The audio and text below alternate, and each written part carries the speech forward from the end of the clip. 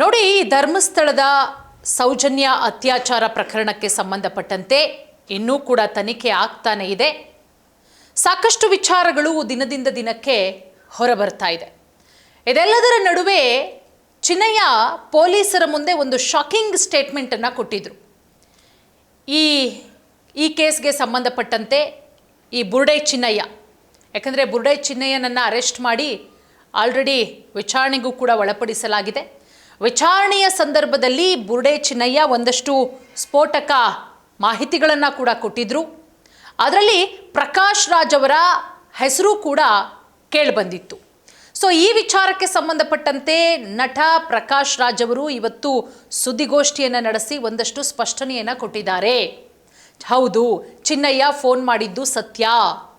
ಹಾಗಾದರೆ ಬುರ್ಡೆ ಚಿನ್ನಯ್ಯನ ಬಗ್ಗೆ ಪ್ರಕಾಶ್ ರಾಜ್ ಏನು ಹೇಳ್ತಾರೆ ನೋಡಿ. ಧರ್ಮಸ್ಥಳ ಕೇಸು ಹಾಗೆ ಚಿನ್ನಯ್ಯನ ಜೊತೆಗಿನ ಸಂಪರ್ಕದ ಬಗ್ಗೆ ಪ್ರಕಾಶ್ ರಾಜ್ ಅವರು ಮಾತಾಡಿದ್ದಾರೆ. ಚಿನ್ನಯ್ಯ ಫೋನ್ ಮಾಡಿದಾಗ ನಾನು ಇದೊಂದು ಮಾತು ಹೇಳಿದ್ದೀನಿ. ಕಳೆದ ಕೆಲ ತಿಂಗಳುಗಳ ಹಿಂದೆ ಧರ್ಮಸ್ಥಳದಲ್ಲಿ ಅಕ್ರಮವಾಗಿ ಶವಗಳನ್ನು ಹೂತಿಡಲಾಗಿದೆ ಅನ್ನೋ ಆರೋಪ ಇಡೀ ರಾಜ್ಯ ಅಲ್ಲ, ದೇಶಾದ್ಯಂತ ದೊಡ್ಡ ಮಟ್ಟದಲ್ಲಿ ಸಂಚಲನವನ್ನೇ ಸೃಷ್ಟಿ ಮಾಡುತ್ತೆ. ಆಗ ಸರ್ಕಾರ SIT ರಚನೆ ಮಾಡಿ ತನಿಖೆ ಕೂಡ ಮಾಡುತ್ತೆ. ಸೊ ಬುರ್ಡೆ ಹಿಡ್ಕೊಂಡು ಒಬ್ಬ ಮನುಷ್ಯ ಬರ್ತಾನೆ, ಮಾಸ್ಕ್ ಹಾಕೊಂಡು. ಆರಂಭದಲ್ಲಿ ಆತನನ್ನು ಮಾಸ್ಕ್ ಮ್ಯಾನ್ ಅಂತ ಕರೆಯಲಾಗುತ್ತೆ. ಅದಾದಮೇಲೆ ಮಾಸ್ಕ್ ತೆಗೆದು ಆತ ಚಿನ್ನಯ್ಯ, ಮಂಡ್ಯ ಮೂಲದವನು, ಆತನ ಇತಿಹಾಸವನ್ನು ಹುಡುಕಿದಾಗ ಗೊತ್ತಾಗತ್ತೆ. ಸೊ ಬುರ್ಡೆ ಚಿನ್ನಯ್ಯ ದಿನನಿತ್ಯ ಒಂದೊಂದು ಬುರ್ಡೆ ಬಿಡ್ತಾ ಇದ್ದಾನ ನೋಡಿ. ಅದಾದ ಮೇಲೆ ಈ ಬುರ್ಡೆ ಚಿನ್ನಯ್ಯನನ್ನು ಅಧಿಕಾರಿಗಳು ಬಂಧಿಸ್ತಾರೆ, ತೀವ್ರ ವಿಚಾರಣೆಗೂ ಕೂಡ ಒಳಪಡಿಸ್ತಾರೆ. ಈ ಸಂದರ್ಭದಲ್ಲಿ ಈ ಬುರ್ಡೆ ಚಿನ್ನಯ್ಯ ಸಾಕಷ್ಟು ಜನರ ಹೆಸರುಗಳನ್ನು ಕೂಡ ಬಾಯ್ಬಿಡ್ತಾನೆ.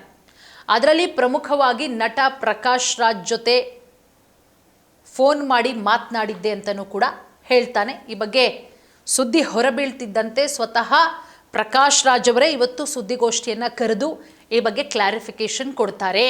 ಏನೆಲ್ಲ ಆಯಿತು, ಹೌದಾ ನಾನು ಫೋನ್ ಮಾಡಿದ್ನಾ, ಹೇಗೆ ಅನ್ನೋದ್ರ ಬಗ್ಗೆ ಸ್ಪಷ್ಟನೆ ಕೊಟ್ಟಿದ್ದಾರೆ. ಚಿನ್ನಯ್ಯ ಫೋನ್ ಮಾಡಿದಾಗ ಪ್ರಕಾಶ್ ರಾಜ್ ಏನು ಹೇಳ್ತಾರೆ, ಯಾರಿಗೆ ಮಾಡಿದ್ದ, ಯಾರು ತಂದು ಫೋನ್ ಕೊಟ್ಟರು. ಧರ್ಮಸ್ಥಳ ಕೇಸಲ್ಲಿ ನನ್ನ ಹೆಸರು ಕೇಳಿಬರ್ತಾ ಇದೆ. ನಾನು ಯಾವತ್ತೂ ಕೂಡ ಧರ್ಮಸ್ಥಳಕ್ಕೆ ಹೋದವನಲ್ಲ, ಮತ್ಯಾರನ್ನೂ ಭೇಟಿ ಮಾಡಿಲ್ಲ. ನಾನೊಬ್ಬ ಸಾಮಾಜಿಕ ಕಾರ್ಯಕರ್ತ. ಧರ್ಮಸ್ಥಳ ಕೇಸ್ ಸಂಬಂಧ SIT ರಚನೆ ಮಾಡಿ ಅಂತ ನಾನು ಒತ್ತಾಯ ಮಾಡಿದ್ದೆ. ಈ ಬಗ್ಗೆ ನಾನು ಟ್ವೀಟ್ ಕೂಡ ಮಾಡಿದ್ದೆ. ಅವತ್ತು ಗಿರೀಶ್ ಮಠಣ್ಣನವರ್ ಫೋನ್ ಬರುತ್ತೆ. ಮೊಹಂತಿ ಅವರು ಇನ್ನೂ ಕೂಡ ಚಾರ್ಜ್ ತೆಗೆದುಕೊಂಡಿರಲ್ಲ. ಆಗಲೇ ನನಗೆ ಗಿರೀಶ್ ಮಠಣ್ಣನವರ್ ಫೋನ್ ಬಂತು. ಮಾಸ್ಕ್ ವ್ಯಕ್ತಿ ನಿಮ್ಮನ್ನು ಮೀಟ್ ಮಾಡಬೇಕು ಅಂತಿದ್ದಾನೆ. ಮಾಸ್ಕ್ ವ್ಯಕ್ತಿ ಅಂದರೆ ಚಿನ್ನಯ್ಯ ನಿಮ್ಮ ಜೊತೆಗೆ ಮಾತನಾಡಬೇಕು ಅಂತ ಹೇಳ್ತಿದ್ದಾರೆ. ತಮಿಳು ಭಾಷೆಯಲ್ಲಿ ಮಾತನಾಡ್ತಾರೆ ಅಂದರು. ರೆಕಾರ್ಡ್ ಮಾಡಿ ಕಳಿಸಿ ಅಂತೀನಿ. ಮಂಡ್ಯದವನು ಅಂತಾನೆ, ತಮಿಳು ಮಾತಾಡ್ತಾನೆ, ತೆಲುಗು ಮಿಕ್ಸ್ ಮಾಡ್ತಾನೆ ಅಂತ ಕೇಳಿದೆ. ಪ್ರಕಾಶ್ ರಾಜ್ ಅವರು ಹೇಳ್ತಾರೆ. ಇದೆಲ್ಲ ನಾನು ಪ್ರಶ್ನೆ ಮಾಡಿದೆ. ಚಿನ್ನಯ್ಯನಿಗೆ ನಾನು ಏನು ಹೇಳ್ತೀನಿ ಅಂತ ಹೇಳಿದ್ರೆ, ನಾನು ಚಿನ್ನಯ್ಯನಿಗೆ ಹೇಳಿದ್ದಿಷ್ಟೇ, ಚಿನ್ನಯ್ಯ ನೀನು ಎಲ್ಲವನ್ನ ಕೂಡ SITಗೆ ಹೇಳು. ನೀನು ಹೇಳಿದ್ದು ನಿಜ ಆದರೆ ನಾನು ಬಂದು ಮಾತಾಡ್ತೀನಿ ಅಂತ ಹೇಳಿದ್ದು ನಿಜ. ನೀನು ಹೇಳಿದ್ದು ನಿಜ ಆದರೆ ನಾನು ಬಂದು ಮಾತಾಡ್ತೀನಿ. ಸತ್ಯ ಹೇಳಿದ್ರೆ ಇಡೀ ಊರಿಗೆ ಊರೇ ನಿನ್ನನ್ನು ಕೊಂಡಾಡುತ್ತೆ. ನಾನೇ ಬಂದು ನಿನ್ನನ್ನು ಅಪ್ಕೋತೀನಿ ಅಂತ ಹೇಳಿದ್ದು ನಿಜ. ಈ ಮಾತು ಹೇಳಿದ್ಯಾರು? ಪ್ರಕಾಶ್ ರಾಜ್ ಅವರು. ನನ್ನ ಇಂಟೆನ್ಷನ್ ಒಬ್ಬ ಕೊಲೆಗಾರ ಸಿಕ್ಕ ಅನ್ನೋದಷ್ಟೇ ಆಗಿತ್ತು. ನನ್ನ ಉದ್ದೇಶ ಬೇರೆ ಏನೂ ಕೂಡ ಆಗಿರಲಿಲ್ಲ. ಅವತ್ತೇ ನಾನು ಮೊಹಂತಿ ಅವರಿಗೆ ಫೋನ್ ಮಾಡಿ ಹೇಳ್ತೀನಿ. ಅವರು ಫೋನ್ ಮಾಡಿದ ಬಗ್ಗೆ ನಾನು ಅವತ್ತೇ SITಗೆ ಹೇಳ್ತೀನಿ. ಮೊಹಂತಿ ಸರ್ಗೆ ಫೋನ್ ಮಾಡಿದ್ದೀನಿ. ಸ್ವಲ್ಪ ದಿನ ಆದಮೇಲೆ ಅಧಿಕಾರಿಗಳನ್ನು ಕೇಳಿದೆ, ಇನ್ಮೇಲೆ ಆ ಫೋನ್ ಕಾಲನ್ನು ನೀವು ಅಟೆಂಡ್ ಮಾಡಬೇಡಿ ಅಂತ ಹೇಳ್ತಾರೆ. ಸೊ ಪೊಲೀಸ್ ಡಿಪಾರ್ಟ್ಮೆಂಟ್ ಜನರನ್ನೇ ಚಳ್ಳೆ ಹಣ್ಣು ತಿನ್ನಿಸಿದ್ದಾನೆ ಆತ. ಯಾರು? ಬುರ್ಡೆ ಚಿನ್ನಯ್ಯ. ಅವನ ಮೇಲೆ ಕ್ರಮ ಆಗುತ್ತೆ ಅಂತ ಅಂದಿದ್ರು.